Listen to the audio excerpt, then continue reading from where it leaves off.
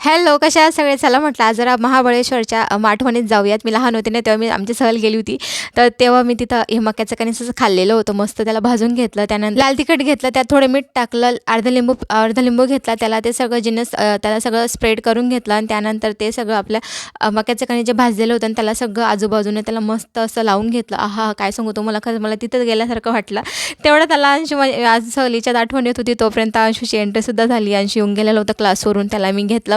आणि त्यानंतर म्हटलं चला आता सायंकाळचं जे आहे आपलं रुटीन ते सुरू करूया. तर मला इकडे भांडे लावायचे होते. अंशूला जरा थंडी वाजत होती म्हणून त्याला ते जरा हेडफोन्स लावून घेतले. तो बोलला मला, "मम्मा मी पण तुला मदत करू लागतो, चल मी पण भांडे लावू लागतो." म्हणून तो बसून बसून त्याचं भांडे लावायचं काम चालू होतं. स्वयंपाक बनवून घेतला, जेवण वगैरे झालं रात्रीचं. इकडे थंडीच्या दिवसात भांडे घासायला मला तरी खूप जास्त आळस येतो रात्रीच्या वेळेस, म्हणून म्हटलं सकाळी घासते, परंतु सकाळी याहून जास्त मला आळस आला असतं म्हणून मी आत्ताच ते सगळे भांडे घासून घेते. त्यानंतर गॅस ओटा सगळं स्वच्छ करून घेतला आणि मग त्यानंतर म्हटलं चला आता सगळे काही कामं झाली आहेत, आपण भेटू उद्याच्या व्लॉगमध्ये. तोपर्यंत बाय.